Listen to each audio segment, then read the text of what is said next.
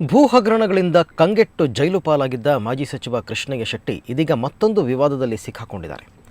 ಈ ಬಾರಿ ಅವರು ಸಿಕ್ಕಾಕೊಂಡಿರೋದು ಹಿಟ್ ಅಂಡ್ ರನ್ ಕೇಸ್ನಲ್ಲಿ. ಬೈಕ್ ಸವಾರನೊಬ್ಬನಿಗೆ ಡಿಕ್ಕಿ ಹೊಡೆದ ಕೃಷ್ಣಯ್ಯ ಶೆಟ್ಟಿ ಆತನ ಸ್ಥಿತಿ ಏನಾಗಿದೆ ಅಂತಲೂ ಗಮನಿಸದೆ ಎಸ್ಕೇಪ್ ಆಗಿದ್ದಾರೆ ಅನ್ನೋ ಆರೋಪ ಎದುರಿಸ್ತಾ ಇದ್ದಾರೆ.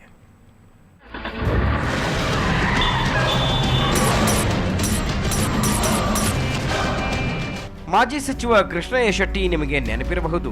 ಮುಜರಾಯಿ ಇಲಾಖೆಯ ಸಚಿವರಾಗಿದ್ದ ಕೃಷ್ಣಯ್ಯ ಶೆಟ್ಟಿ ವಾರಣಾಸಿಯಿಂದ ಗಂಗಾಜಲ ತಂದು ಬೆಂಗಳೂರಿನ ಜನಕ್ಕೆ ಹಂಚಿ ಫೇಮಸ್ ಆದವರು. ಅಂಥ ಕೆಲಸ ಮಾಡಿ ಜನರ ಮೆಚ್ಚುಗೆಗೆ ಪಾತ್ರರಾಗಿದ್ದ ಕೃಷ್ಣಯ್ಯ ಶೆಟ್ಟಿ ಈಗ ಮತ್ತೊಂದು ವಿವಾದದಲ್ಲಿ ಸಿಲುಕಿದ್ದಾರೆ.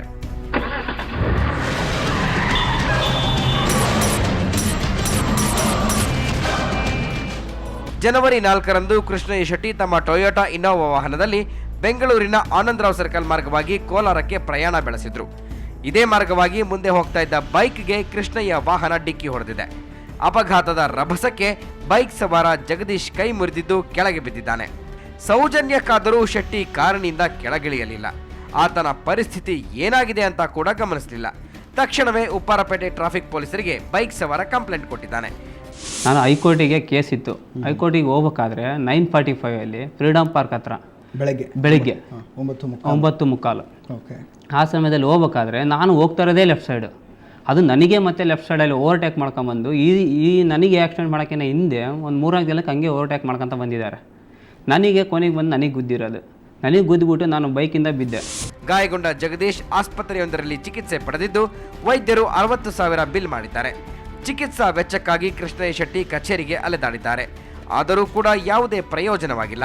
ಇದಕ್ಕೆ ಕೃಷ್ಣಯ್ಯ ಶೆಟ್ಟಿ ಹೇಳೋದೇ ಬೇರೆ. ನಾನಂತೂ ಆ ಕಾರಲ್ಲಿ ಆ ದಿವಸ ಅಲ್ಲಿ ಬರಬೇಕಾದ್ರೆ ನಾನು ಕೂತಿರ್ಲಿಲ್ಲ.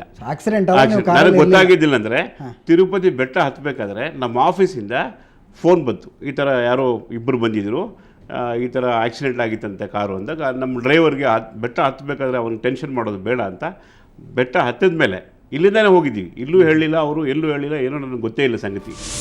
ಹಿಟ್ ಅಂಡ್ ರನ್ ಪ್ರಕರಣ ದಾಖಲಿಸಿಕೊಂಡಿರುವ ಉಪ್ಪಾರಪೇಟೆ ಪೊಲೀಸರು ಐಪಿಸಿ 279 ಮತ್ತು 337 ಅಡಿ ವಾಹನ ಚಾಲಕ ದೇವರಾಜ್ ಮೇಲೆ ಕೇಸು ಜಡಿದಿದ್ದಾರೆ.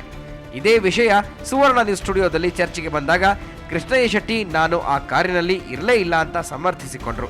ಕೊನೆಗೆ ಗಾಯಗೊಂಡ ಜಗದೀಶ್ಗೆ 40,000 ರೂಪಾಯಿ ಪರಿಹಾರ ಕೊಟ್ಟು ಸಮರ್ಥಿಸಿಕೊಂಡ್ರು. ಕ್ರೈಮ್ ಬ್ಯೂರೋ, ಸುವರ್ಣ ನ್ಯೂಸ್ 24/7 ಬೆಂಗಳೂರು.